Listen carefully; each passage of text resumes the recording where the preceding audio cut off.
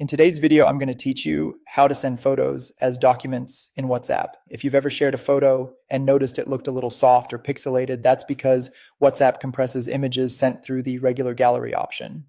Sending them as documents keeps the original quality, resolution, and file name, which is perfect for prints, designs, or any detail-critical image. First, open WhatsApp on your phone or on the web. Make sure you're signed in and connected to a stable internet connection, since full-quality files can be larger and take a bit longer to upload.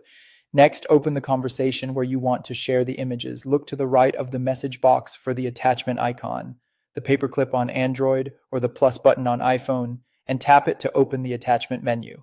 From the menu, choose Document. This is the key step that tells WhatsApp to treat your images like files instead of regular photos, which prevents compression. Now choose where to pick the files from.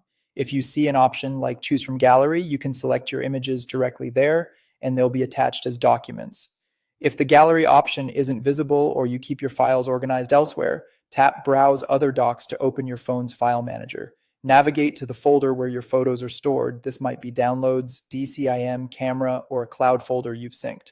On iPhone, documents are pulled from the Files app, so if your photo isn't listed, save it to Files first, and then come back to this picker. Select one or multiple photos you want to send.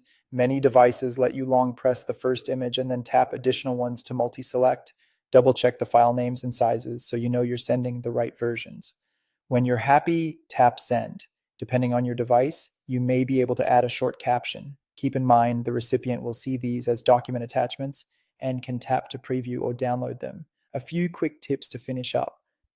Large uncompressed images can be big, so give them time to upload and avoid switching networks mid-send.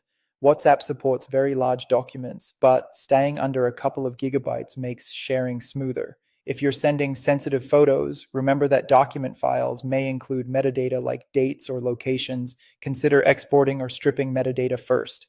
And for easy searching later, consider renaming files on your phone before attaching them. That's it. You've sent full quality photos in WhatsApp without the usual compression, keeping every detail intact.